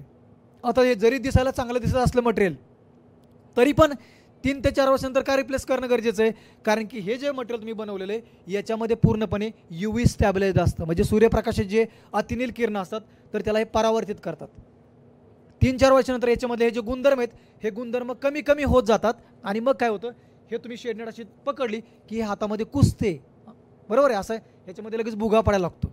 यामुळं तुम्हाला जरी दिसायला वरून हे मटेरियल चांगलं दिसत असलं तरी 3 ते 4 वर्षानंतर आपलं हे रिप्लेस करणं, बदलणं अत्यंत गरजेचं आहे. आता बरेचसे लोक म्हणतात की या शेडनेटच्या रंगाचा पिकाच्या वाढीवरती काय परिणाम होतो. म्हणजे हिरवी शेडनेट टाकली म्हणजे हिरवी ढोबळी मिरची, पांढरी शेडनेट टाकली म्हणजे पांढरी ढोबळी मिरची, लाल शेडनेट टाकली म्हणजे लाल ढोबळी मिरची, निळी शेडनेट टाकली म्हणजे निळी ढोबळी मिरची. असं आहे का. तर शेडनेटच्या रंगाचा पिकाच्या वाढीवरती काय परिणाम होतो, तर तुम्ही शक्यतो ज्या लोकांना आतमध्ये लागवड करायची, लागवड म्हणजे काय, भाजीपाला पिकांची लागवड करायची, तर असे लोक शक्यतो हे जे शेडनेट आहे याच्यामध्ये तुम्ही ग्रीन कलर किंवा कधी कधी शेडनेटमध्ये 2 धागे असतात, एक धागा ग्रीन एक धागा ब्लॅक. प्रत्येक शेडनेट ही 2 धाग्यांनी विणलेली, एक उभा धागा आणि एक आडवा धागा तुम्हाला समोर दिसते, बरोबर आहे. कधी कधी काय असतं, एक धागा ग्रीन असतो एक धागा ब्लॅक असतो, एक धागा ग्रीन असतो एक धागा व्हाईट असतो. तर अशी मिक्सिंग शेडनेट तुम्ही जर का वापरली तर याच्यामध्ये फोटोसिंथेसिस चांगलं होतं, प्रकाश संश्लेषण चांगलं होतं. आणि सगळ्यात महत्त्वाचं म्हणजे ते प्रकाश संश्लेषण करण्यासाठी आवश्यक असणारी जे सूर्यप्रकाश आहे ज्याला आपण म्हणतो की 400 ते 700 नॅनोमीटर, तर ती प्रकाशाची तीव्रता चांगल्या प्रकारे मिळते आणि त्यामुळे याच्यामध्ये तुमचं उत्पादन वाढतं. दुसरा जो पार्ट याच्यामधला तो म्हणजे तुमच्यापैकी एखाद्या शेतकऱ्याला समजा सीड प्रोडक्शन करायचं आहे, बीजोत्पादन करायचं आहे, तर तुम्ही पांढऱ्या रंगाची नेट टाकू शकता. तुमच्यापैकी एखाद्या शेतकऱ्याला ऑर्नामेंटल प्लांट लावायचे म्हणजे शोभिवंत नर्सरी लावायची, तर तुम्ही ब्लॅक कलरची नेट टाकू शकता. ब्लॅक कलरच्या नेटमध्ये काय होतं, आतमध्ये उष्णता जास्त होते आणि त्यामुळे ते प्लांट आहे ते आतमध्ये चांगल्या प्रकारे तग धरून राहतात. तुम्हाला समजा नर्सरी करायची भाजीपाला पिकांची रोपवाटिका, तर तुम्ही हिरव्या रंगाची शेडनेट टाकू शकता. म्हणजे शेडनेटच्या रंगाचा पिकाच्या वाढीवरती काय परिणाम होतो, तर त्या पिकाला आवश्यक असणारा जो सूर्यप्रकाशाची जी वेव्हलेंथ आहे प्रकाश संश्लेषणासाठी ती तुम्हाला त्या रंगामधून मिळते, हे त्याचं अंतिम सत्य आहे. दुसरं काय की शेडनेट हाऊस तंत्रज्ञान किंवा ग्रीन हाऊस तंत्रज्ञान का करावं, याच्यामध्ये आपण 4 घटक नियंत्रित करतो, तापमान, सूर्यप्रकाश, आर्द्रता आणि कार्बन डायऑक्साईड. हे 4ही घटक जर का आपण बाहेरच्या वातावरणामध्ये कंट्रोल करू शकलो असतो तर हे लाखो रुपये टाकून गव्हर्नमेंटला तुम्हाला अनुदान देण्याची गरज भासली नसती. आणि हे 4ही घटक कसे नियंत्रित करायचे, तापमान, सूर्यप्रकाश, आर्द्रता, कार्बन डायऑक्साईड, हे कसे नियंत्रित करायसाठी, त्यासाठी जन्म झाला हरितगृह तंत्रज्ञानाचा. जर काही 4ही घटक तुम्ही बाहेरच्या वातावरणामध्ये कंट्रोल करू शकला असता तर हरितगृह तंत्रज्ञानाचा जन्मच झाला नसता. आणि हा जन्म झाला म्हणून त्याला आपण म्हणतो की डिझाईन्स बनल्या, वेगवेगळे आराखडे बनले, वेगवेगळे प्रकार बनले आणि त्या प्रकारामध्ये मग आपण तापमान, सूर्यप्रकाश, आर्द्रता आणि कार्बन डायऑक्साईड या सगळ्यांची जी रचना आहे किंवा त्याचं टेम्परेचर नियंत्रित करू असतो. आता नेहमी तुम्हाला एक प्रश्न विचारला की तापमान ग्रीनहाऊसमध्ये जास्त असतं का बाहेरच्या वातावरणामध्ये जास्त असतं, तर हे तापमान नेहमी तुमचं पॉलिहाऊसमध्ये जास्त असतं ओपनपेक्षा. पण ते कंट्रोल करण्यासाठी तुम्हाला आतमध्ये फॉगर्स असेल, ड्रीप असेल, व्हेंटिलेशन असेल, हे बसवणं गरजेचं. पण ओपनपेक्षा नेहमी 3 ते 4 डिग्री सेल्सिअस तुमचं तापमान आतमध्ये जास्त असतं. हे अत्यंत महत्त्वाचे मुद्दे आहेत. आणि तुम्ही परत प्रश्न विचारला पाहिजे, विदर्भामध्ये तर खूपच जास्त असतं, मग विदर्भामध्ये करणं गरजेचं आहे का. विदर्भामध्ये करणं खूप खूप खूप खूप खूप खूप खूप गरजेचं आहे. कारण की का, हे टेम्परेचर जास्त असल्यामुळे तुम्हाला हे तंत्रज्ञान वापरून तुम्हाला आतमध्ये हे वेगवेगळ्या प्रकारच्या सिस्टीम्स बसवून व्हेंटिलेशन करून, ज्याला आपण ग्रीनहाऊस मॅनेजमेंट म्हणतो. म्हणजे काय, फक्त ग्रीनहाऊस बांधलं की ॲटोमॅटिक तापमान नियंत्रित होईल का, आतमध्ये फॉगर्स बसवणे, बाजूचे पडदे बसवणे, ड्रिप सिस्टीम बसवणे, एअर सर्क्युलेशन फॅन बसवणे, या सर्व गोष्टी बसवून तुम्ही विदर्भामधली शेती ही सुजलाम सुफलाम करू शकता. मी आज नाही, मी जवळपास गेले 8 ते 9 वर्षापासून ॲग्रोव्हिजनला लेक्चरला येतोय, परंतु पाहिजे तेवढा जो रिस्पॉन्स आहे किंवा पाहिजे तेवढं तंत्रज्ञान आहे, तर ते थोडंसं आता मला वाटतं पोकरा स्कीम आल्यानंतर तुमच्या याच्यामध्ये हे करण्याचं प्रमाण वाढेल का, कारण की याच्यामध्ये अनुदान 75% सबसिडी आहे. आत्तापर्यंत विदर्भामधले हे 5 जिल्हे पोकरा स्कीममध्ये नव्हते, योजनेमध्ये नव्हते, जे यावर्षी आपण ॲड केलेत आणि त्याला 75% सबसिडी झाली. म्हणजे 10 गुंठ्याला तुम्हाला 7.5 लाख रुपये याच्यामध्ये सबसिडी मिळणार आहे. त्यामुळे जास्तीत जास्त शेतकऱ्यांनी शिका, संघटित व्हा व जास्तीत जास्त प्रमाणामध्ये शेडनेट पॉलिओचा वापर करून विदर्भातील शेती सुजलाम सुफलाम करा, हे एकच संदेश जाता देतो. खूप खूप धन्यवाद. अजून काय मनामध्ये प्रश्न आहे कोणाचे काय?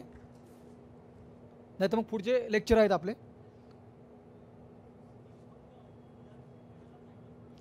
याच्यामध्ये सर्व शेतकरी करू शकतात. दुसरं ऐका ना, दुसरं याच्यामध्ये पार्ट आहे की याच्यामध्ये आपण जे अनुदान देतो हे अनुदान तुम्हाला बँकेला तुम्हाला लोन करावं असं बंधनकारक नाही आहे. बऱ्याचशा गव्हर्नमेंटच्या असं योजना की तुम्हाला अगोदर बँक लोन करा आणि मग याच्यामध्ये पडा, म्हणजे क्रेडिट लिंक्ड सबसिडी आपण म्हणतो, तर तसा प्रकार आपल्यामध्ये नाही आहे. याच्यामध्ये काय आहे, आपण अजून एक क्लॉज होता मागच्या वर्षी गाईडलाईन्समध्ये की एखाद्या शेतकऱ्याने लीजवरती जमीन घेतली, रेंटवरती, तर तो या शेतकरी याच्यामध्ये त्याला आपण अनुदान देऊ शकत नव्हतो. आम्ही कालच मीटिंग झाली गाईडलाईन्समध्ये, हा अजून तुमच्याकडे आलेला नाही, पण एखाद्या शेतकऱ्याने जर का इथून पुढं 11 वर्षाच्या भाडेतत्वावरती एखाद्याची जमीन जर का लीजवरती किंवा ॲग्रीमेंटवरती घेतली तर त्यांना पण आपण या वर्षापासून अनुदान द्यायला पात्र ठरवतोय. हा म्हणजे अजून तुमची पॉलिसी मेकिंग डिसिजन आहेत, मी जस्ट ओपन केला तुमच्याशी, पण हा तुम्हाला आत्ता ज्या गाईडलाईन्स येतील डिसेंबरमध्ये त्याच्यामध्ये एखाद्या शेतकऱ्याने जर का रेंटवरती किंवा लीज ॲग्रीमेंटवरती जमीन घेतली असेल तर तो पण शेतकरी याच्यामध्ये या वर्षापासून योजनेमध्ये भाग घेऊ शकतो. जे आत्तापर्यंत नव्हतं मागच्या 4-5 वर्षापासून, तो आपण याच्यामध्ये नियम बदलून टाकलेला आहे. म्हणजे भाडेतत्वावरली शेतीला पण याच्यामध्ये तुम्ही अनुदान घेऊ शकता. फक्त एकच आहे की एखाद्याचा NA प्लॉट असेल तर मात्र आपण याला अनुदानामध्ये घेत नाही. NA प्लॉट असेल, अकृषक प्लॉटला पण याच्यामध्ये घेत नाही आहे. ठीक आहे, मला वाटतं वेळ खूप झालेला आहे. पुढचे जे आपले व्याख्यात आहेत माननीय श्री रियाज भाई सर, तर यांना मी विनंती करतो की त्यांनी विदर्भामध्ये रियाज भाई सरांनी मागच्या 2-3 वर्षापासून वर्ध्यामध्ये खूप मोठ्या प्रमाणात शेड हाऊस केलेत आणि ते यशस्वी करून पण दाखवलेत.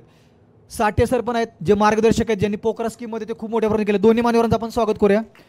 दुसरे एक आहेत की ज्यांचं मी तुम्हाला हे मटेरियल दाखवलं, हे सोमनाथ जाधव सर, तर यांनी खूप मोठ्या प्रमाणावरती एक ॲग्रीप्लास्ट कंपनीच्या नावाने एक ब्रँड आहे, तुम्ही मार्केटमध्ये तुमचा E9ला त्यांचा स्टॉल आहे. तर हे जे सॅम्पल आहेत तर गव्हर्नमेंट ॲप्रूव्ड तुम्हाला जर का करायचं असेल तर हे गव्हर्नमेंट ॲप्रूव्ड तुम्हाला मटेरियल वापरणं बंधनकारक असतं.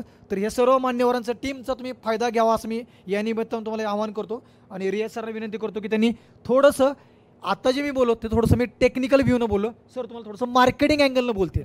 म्हणजे विदर्भामध्ये केलं तर याला मार्केट खरोखर आहे का, सगळ्यात महत्त्वाचं म्हणजे शेतकरी पिकवतो पण अडकून बसतो, म्हणजे मार्केटिंग प्लॅटफॉर्म. माननीय आदरणीय श्री नितीन गडकरी साहेबांच्या मार्गदर्शनाखाली सरांनी आणि साठे सरांनी हे वर्ध्यामध्ये एकाच ठिकाणी 10-10 एकराचे शेड हाऊस पॉलिओस करून ते यशस्वी करून दाखवलेले आहेत. आणि म्हणून मी रियाजभाई सरांना विनंती करतो की सर आपण थोडंसं मार्केटिंग अँगलनं शेतकऱ्यांना मार्गदर्शन करावं. खूप खूप धन्यवाद. नमस्कार मित्रांनो, माझं नाव रियाज अली सय्यद आहे. आवाज येतो? माझं नाव रियाज अली सय्यद आहे. मी ठाण्याला राहतो. माझे गुरु होते दादा टिचकुले, श्रीराम टिचकुले. ते भंडाऱ्यामधले होते, भंडाऱ्यातल्या साकोलीमधले. त्यांच्याबरोबर मी वयाच्या 15व्या वर्षापासून वयाच्या 21व्या वर्षापर्यंत सामाजिक क्षेत्रामध्ये काम करत होतो. 1991मध्ये दादांना गडकरी साहेबांनी आणि प्रमोद महाजन साहेबांनी मूळ गावी बोलून घेतलं भंडाऱ्यामध्ये. शेतकऱ्यांचा काहीतरी उत्कर्ष करा, त्यांचा विकास करा. त्या माध्यमातून दादा 1991ला भंडाऱ्यामध्ये आले आणि ते गडकरी साहेबांच्या बरोबर साखर कारखाने, तुमचे ऊसाच्या शेती, असे ते बरेच प्रयोग करत होते. मी इकडे ठाण्यामध्ये हिंदुस्तान कन्स्ट्रक्शन कंपनीमध्ये प्रशासकीय अधिकारी असताना गडकरी साहेबांचा मुंबई पुणे प्रोजेक्ट, जो साहेबांचा त्यांच्या जीवनातला पहिला यशस्वी प्रोजेक्ट आहे, ज्याच्या प्रोजेक्टनंतर गडकरी साहेब आज जे आपल्याला दिसतात, तर साहेबांचं जे बेस आहे ते मुंबई पुणे एक्सप्रेस हायवे आहे. तर त्या दिवसापासून मी गडकरी साहेबांबरोबर जोडलो गेलो. 1998-99 पासून मी हिंदुस्तान कन्स्ट्रक्शनमध्ये काम करत असताना माझा वेळोवेळी गडकरी साहेबांशी संबंध यायचा. परंतु साहेब जेव्हा 2002मध्ये 3मध्ये एकदा भेट झाली तर साहेबांनी मला विचारलं, तर सध्या तुम्ही काय करताय? मी सांगितलं, साहेब हिंदुस्तान कन्स्ट्रक्शन कंपनीचे मालक आहेत अजित गुलाबचंद. त्यांची रायगड जिल्ह्यामध्ये शेती आहे 300 एकर. त्या 300 एकर शेतीमध्ये मी गुलाबाचं पीक घेतो आहे. गुलाब, जरबेरा, लिलियम, क्रायसॅन्थेमम, आणि ते मार्केटमध्ये विकतो आहे. दादर मार्केटला मी जातो सकाळी 3 वाजता घरातून निघतो. पहाटे 5 ते 8 वाजेपर्यंत मी दादर मार्केटला फुटपाथवरती जाऊन फुलं विकायची. दादरचं मार्केट डेव्हलप केल्यानंतर मग मी दिल्लीला गेलो, गाझीपूर मार्केटमध्ये. तिथे फुटपाथवरती फुलं विकायची, फुटपाथवरती झोपायचं, तिथे जेवण करायचं. अहमदाबादला, तुमच्या नागपूरला चंदू फ्लोरिस्ट म्हणून आहे, मिरे, नरेंद्र मिरे म्हणून आहेत, नेताजी सुभाषचंद्र मार्केटमध्ये. तर असं मी एक सर्कल बनवत गेलो मार्केटिंगचं, आणि मग ते मी प्रत्येक दिवशी त्याचा डाटा ॲनालिसिस करायचो कम्प्युटरमध्ये, एक्सेल फॉर्मॅटमध्ये. आज कुठली फुलं किती रुपयाला विकली, बरं प्रत्येक फुलाची व्हरायटी असते, प्रत्येक फुलाला नाव असतं, कुठल्या व्हरायटीच्या फुलाला किती रुपये मिळाले आणि कुठल्या दिवशी मार्केट आहे, हे असं मी सातत्याने कित्येक वर्ष ते फॉर्मॅटमध्ये करत गेल्यामुळे माझ्या ते लक्षामध्ये आलं का कुठल्या दिवशी कुठल्या फुलाला भाव असतो आणि कुठल्या दिवशी कुठल्या फुलाला भाव नसतो, आणि कुठल्या दिवशी भारतातल्या कुठल्या बाजारपेठेमध्ये फुलं कुठल्या भावामध्ये विकली जातात. समजा मुंबईमध्ये जर गुलाबाचं बंडल 60 रुपये असेल तर तेच गुलाबाचं बंडल हैदराबादमध्ये 120 रुपयाला विकलं जातं. मग ते तुमचं कम्युनिकेशन पाहिजे. ह्या तुमच्या जे डोमेस्टिक मार्केट बोलतो आपण संपूर्ण भारतामधलं, तिथे तुमचं नेटवर्क पाहिजे, तिथं तुम्ही पोचले पाहिजेत. आणि फक्त विक्री करणं महत्त्वाचं नाही, विक्री केल्यानंतर तुम्हाला रिकव्हरी व्हायला पाहिजे. Because we are dealing with the perishable item. Perishable item तुम्ही ठेवू शकत नाही. तुम्ही ते माल विकला पण पाहिजे आणि तुमची ती उधारी आली पण पाहिजे. आणि हा धंदा सगळा उधारीवरती चालतो. हे डेकोरेटर जे असतात किंवा जे फुटपाथवरती आता हे जे बुके वगैरे आणलेले आहेत, हे जे बनवणारे लोक आहेत, यांना पैसे ज्यांनी बनवले आहेत त्याला पैसे हे कार्यक्रम संपल्यानंतर मिळणार आहेत. 4 दिवसानंतर, 5 दिवसानंतर मिळणार आहेत. तर ही सगळी चेन असते. तर ते वारंवार सगळं ते स्टडी केल्यानंतर असं लक्षामध्ये आलं की जिथे मार्केट आहे, आणि मुळामध्ये आपला शेतकरी काय करतो, कारण मी दादर मार्केटला जेव्हा फुटपाथवरती फुलं विकायचो त्यावेळी पुण्यामधनं तुमचे कराड, सातारा, सांगली, सोलापूर इथून झेंडूची फुलं, बाकीची शेवंतीची फुलं, ज्याला आपण लूज फ्लॉवर म्हणतो, ती यायची. इवन तुमच्या तळेगावनं पण फुलं यायची फ्लोरिकल्चर पार्कमधनं. आपले ते हुसेनभाई वगैरे जे आहेत साबूवाला, ते बऱ्याचशा लोकांची यायची. आणि ते क्रेज एवढी वाढली का आपले जे स्टार गुटखावाले आहेत, म्हणजे आधी गुटखावाले होते घोडावत, संजय घोडावत वगैरे जे ग्रुप आहे, त्यांनी नंतर मग कॉलेजेस वगैरे बनवले. तर त्यांनी जयसिंगपूरमध्ये 100 एकर जागेमध्ये 100 शेडनेट त्यांनी पॉलिहाऊस बनवले होते त्यांनी. आणि ते एवढे हायटेक पॉलिहाऊस होते का एकेका पॉलिहाऊसची किंमत 1-1 करोड रुपये होती. म्हणजे त्यांनी तिथे इन्व्हेस्टमेंट केली होती 100 कोटी रुपयाची, फक्त ते लिलियम घेण्यासाठी. आणि मी ज्या कंपनीमध्ये काम करत होतो, हिंदुस्तान कन्स्ट्रक्शन कंपनी, तर आमच्याही कंपनी वालचंद ग्रुपशी संबंधित असल्यामुळे जी आपली जुनी पिढी आहे, ज्यांना वालचंद कॉलेज माहिती आहे, हिंदुस्तान तुमची प्रीमियर ऑटोमोबाईल कंपनी माहिती आहे, किंवा तुमचं पाल पजूट जी कंपनी होती, 118 गाडी जी होती, भारतामधला साखर कारखाना बनवला त्यांनी. तर अशा ज्या कंपनीचे मालक आहेत त्यांच्याबरोबर मी काम केल्यामुळे माझं जे मालक आहेत अजित गुलाबचंद, त्यांच्याबरोबर मी 15 वर्ष सतत काम केलं, दिवस रात्र. तर त्यांच्याबरोबर राहण्यामध्ये माझ्या एक गोष्ट लक्षामध्ये आली का आपण आपल्यासाठी जगायचं नाही, आपण समाजासाठी जगलं पाहिजे. आणि आपण असं काम करायचं का 4 लोकांच्या चुली पेटल्या पाहिजेत. तर मग मी माननीय शरद पवार साहेब कृषी मंत्री असताना अजित गुलाबचंद साहेबांनी ते रायगड जिल्ह्यातल्या पेणमध्ये 4 पॉलिहाऊस टाकले होते. त्याच्यामध्ये आम्ही गुलाब आणि जरबेरा घेतला. तर पहाटे जाऊन मी 4 वाजता तिथं ती फुलं विकायचो फुटपाथवरती. व्हरायटीप्रमाणे त्याचं सगळं क्लासिफिकेशन करायचं, आलेले पैसे बँकेत जमा करायचे. तिथून मग पुढे मोहम्मद अली रोडला जायचं, जे आपल्याला शेडनेटसाठी किंवा पॉलिहाऊसला जे मटेरियल लागतं ते मोहम्मद अली रोडला फार स्वस्तामध्ये मिळतं. आता प्रॉब्लेम काय होतो, हे जे आपले ठेकेदार लोक असतात, कॉन्ट्रॅक्टर लोक असतात, ते कंपन्यांना उधारीमध्ये माल देतात. त्याच्यामुळे त्या मालाची किंमत ॲटोमॅटिक डबल टिबल बनून जाते. तर ते एक नटबोर्ड घेण्यासाठी मी माझे जोडे झिजवले खूप. त्याच्यामुळे मला बाजारपेठ समजली पॉलिहाऊसची आणि शेडनेटची.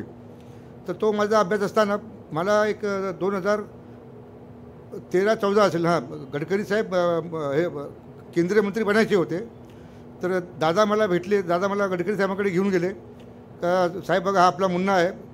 मी संघ परिवाराशी जोडला असल्यामुळे मला घरी किंवा तिथे मुन्ना म्हणून मला बोलतात. तर ते सांगितलं हा मुन्ना आपला अजित गुलाबचंदकडे काम करतो आणि हा फुलं विकून वर्षाला 8 कोटी रुपये कमवतो.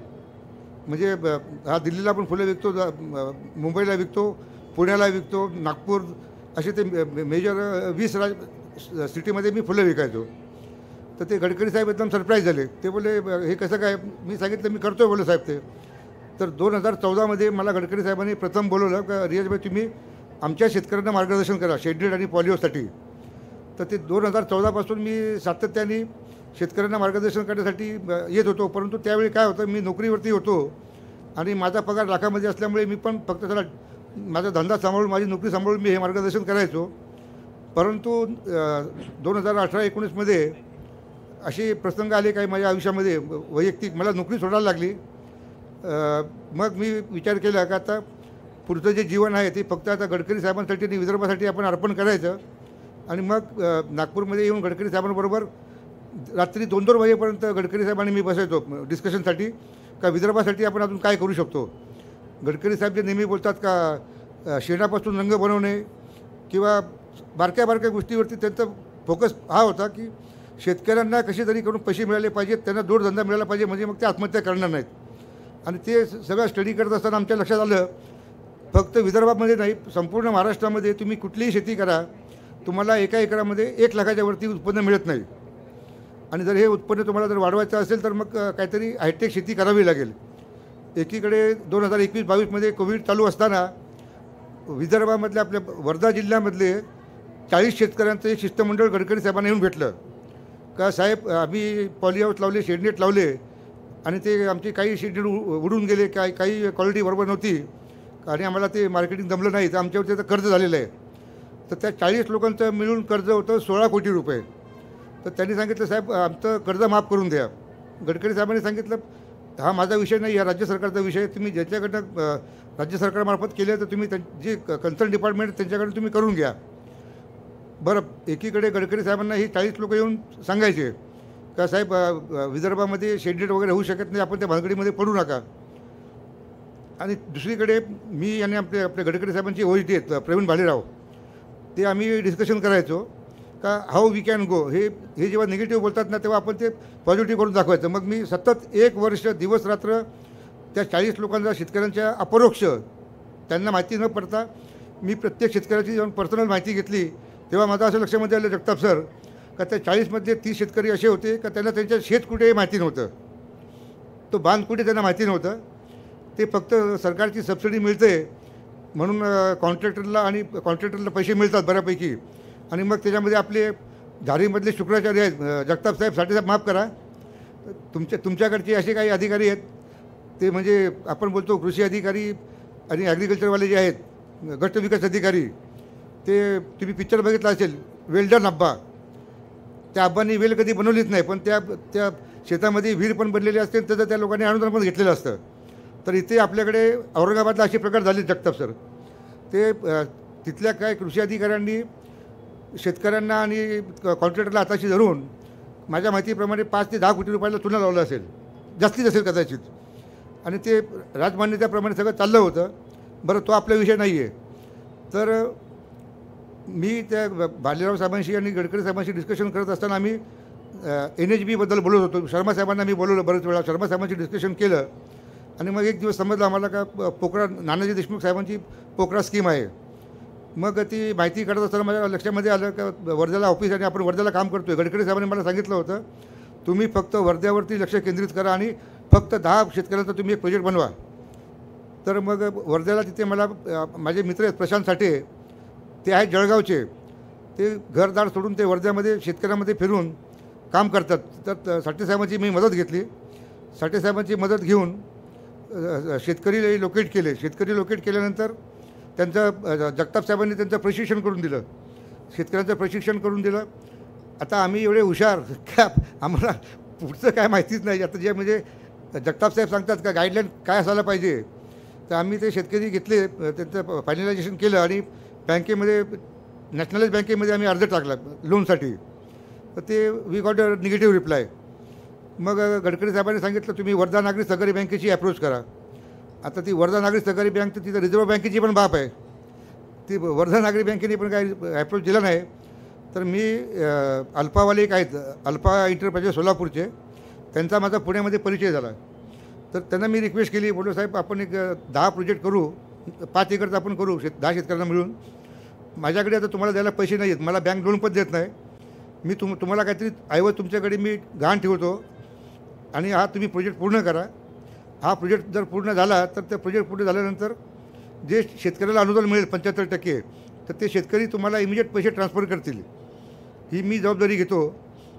साठे साहेब, दिवे साहेब, आपले सुधीर दिवे साहेब, आम्ही खूप मेहनत केली आणि त्यावेळी आम्हाला त्या शेतकऱ्यांना कन्व्हिन्स करणं फार अवघड जात होतं. कारण त्यांच्या डोक्यामध्ये वर्ध्यामध्ये आपण फेल झालेलो आहोत सगळे आणि परत आता कधी 16 लाखाचं आपल्या डोक्यावरती कर्ज बसलं तर काय करणार. म्हणून those all people were in the negative mind. परंतु मी त्यांना सांगितलं तुम्ही एक पैसा लावू नका. एकीकडे मला गडकरी साहेबांचं प्रेशर होतं सारखं, शेतकऱ्यांचं फुकटामध्ये करू नका, कारण जर तुम्ही फुकटामध्ये केलं तर त्यांना त्याचं महत्त्व समजणार नाही आणि ते सगळं ते स्क्रॅप मोडून खातील. आता बोलायला नाही पाहिजे. आपल्या विदर्भामधल्या एका माजी खासदारांनी जसं जगताप साहेबांनी सांगितलं ते शेडनेटचं मटेरियल स्क्रॅपमध्ये विकून टाकलं 3-4 लाखाला. अशी आपल्या विदर्भामधली परिस्थिती आहे. असं असताना मी फक्त शेतकऱ्यांचे पाया पडणं बाकी होतो का तुम्ही फक्त हा प्रोजेक्टला तुम्ही सह्या करा, बाकी आम्ही बघतो काय ते कसं तरी हो करता. ते झालं. मग ते शेतकऱ्यांकडे सांगितलं तुम्ही 2-2 लाख रुपये कॉन्ट्रीब्युशन द्या, कारण त्यांचा वाटा होता 4 लाखाचा. दे हॅव टू, म्हणजे त्यांनी 4 लाख रुपये द्यायला पाहिजे ते कॉन्ट्रॅक्टरला. पण ते साहेब बोलले you don't take the profit. तुम्ही शेतकऱ्यांकडनं हे पहिल्या प्रोजेक्टमध्ये काही प्रॉफिट घेऊ नका, जी ॲक्च्युअल कॉस्ट आहे ती करा. तर त्यांनी सांगितलं माझे वर्कर लोक आणण्यासाठी, मटेरियलसाठी, ट्रान्सपोर्टेशनसाठी मला पैसे लागतील. ते पैसे 2-2 लाख रुपये लागतील. तर ते शेतकरी परत ते आमच्याकडे पैसे नाही, 2 लाख रुपये कुठून आणायचे. तर मग मी त्या परिस्थितीमध्ये फायनान्सर लोकांना भेटलो. गडकरी साहेबांनी सांगितलं तुम्ही फायनान्सर बघा. मग 2-4 फायनान्सर दिवे साहेबांच्या मदतीने इकडनं तिकडनं बघितले, त्यांना दिल्लीला घेऊन गेलो. गडकरी साहेबांच्या बरोबर त्यांना त्या लॉनमध्ये बसून चहा वगैरे पाजली, फोटो काढले का ते फायनान्सर गायब व्हायचे, ते काही येत नव्हते. आणि मग ते इकडे मला वर्ध्यामधले आमचे जे अजय झाडे वगैरे मंडळी आहे त्यांचा प्रेशर यायला लागलं. अरे एवढं मोठं नाव नितीन गडकरी साहेबांचं आणि तुम्ही 2-2 वर्ष तुम्ही प्रोजेक्ट करता, काय करताय तुम्ही म्हणून.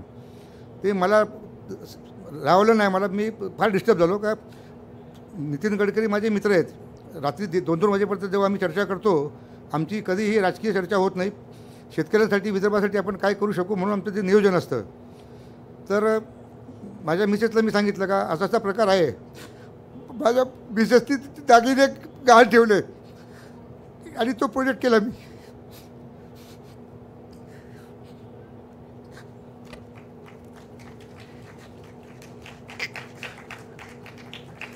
आज माझ्याकडे 4 नॅशनलाइज बँका माझ्याकडे उभे आहेत माझ्या मागे. साहेब तुम्हाला किती कोटी कर्ज पाहिजे तुम्ही सांगा. पण ते मला वेळेला माझ्या बायकोनी मदत केली. आज मी 10 शेडनेट बनवले आहेत, सक्सेसफुल चाललेले आहेत. आणि माझं लक्ष विदर्भामध्ये 1000 शेडनेट बनवून नाशिकच्या नंतर, जे जसं गडकरी साहेब नेहमी सांगतात का मला नाशिकचं सह्याद्री फार्म आहे, त्यांचं 1500 कोटीचा टर्नओव्हर आहे. मी बोललो साहेब तुम्ही नाशिकचं घेऊन बसलेत, मी पण तुमचा चेला आहे. येणाऱ्या 1-2 वर्षामध्ये Vidarbha is going to become largest vegetable grower in the Asia. त्या दृष्टीने माझी वाटचाल चाललेली आहे. बँकर्स लोकांबरोबर माझं बोलणं चाललेलं आहे, टेक्निशियन लोकांबरोबर माझं बोलणं चाललेलं आहे. आणि मला जो बॅकअप आहे लिगली आणि ऑफिशियली ते मला जगताप साहेब माझ्या लहान भाऊसारखे आहेत. ते मला सगळं टेक्निकल डाटा वगैरे पुरवतात. साठे साहेब माझ्या बरोबर आहेत, त्यांच्या पायाला भिगरी लागलेली आहे. रात्री 12 वाजता गडकरी साहेबांनी बोलवलं तर हा माणूस रात्री 12 वाजता वर्ध्यावरनं येतो. साहेब मी कसा येऊ, माझ्याकडे गाडी नाही, माझ्याकडे मोटर नाही, काय नाही. रात्री 2-2 वाजता मी साहेबांबरोबर साठे साहेबांच्या आमच्या मिटिंगा झालेल्या आहेत. तर आजच्या तारखेला विदर्भामध्ये आपण तो प्रोजेक्ट सक्सेसफुल केलेला आहे. आता बाकीचा प्रोजेक्ट तुम्ही विदर्भवाल्याने तो पुढे न्यायचा आहे. तो कारण जसं सांगितलं तीच तळमळ माझी. पुण्यातला कुठलाही अधिकारी इकडे विदर्भामध्ये येऊन प्रशिक्षण घ्यायला तयार होत नाही. आता मी जे म्हटलं आता मागाशी प्रशिक्षणाचा जो, तर आम्ही जे ट्रेनिंग ठेवलं ते भामरागडला ठेवलं आहे, सगळ्यात गडचिरोलीचं शेवटचं टोक, की जिथं कोणच जात नाही. की तिथल्या लोकांना बिचारांनी एक पुण्यामध्ये यायचं म्हटलं तर यायला 2 दिवस, जायला 2 दिवस, आणि प्रशिक्षण 5 दिवसाचं, म्हणजे 4 दिवस तुमचे जाण्यातच गेले आणि परत 5 दिवस. कुठलाही शेतकरी 10 दिवस थांबत नाही. तर थोडंसं आपण जेवढे लोक आहेत, जेवढे ज्युनियर लोक आहेत त्यांनी एकत्रित येऊया सर. आणि तुम्हाला जे काही मदत लागेल ॲज अ राज्य शासन किंवा स्टेट गव्हर्नमेंट म्हणून ते नक्कीच करायला आम्ही तयार आहे. तुमचे जे प्रशिक्षण तुम्ही सांगा की आम्हाला शेतकऱ्यांना या भागामध्ये घ्यायचे, त्या भागामध्ये घ्यायचे, जिल्हा स्तरावर घ्यायचे, तालुका स्तरावर घ्यायचं, तर तसे पण प्रशिक्षण कार्यक्रम घेण्याचा आपण जास्तीत जास्त प्रयत्न करू नक्कीच.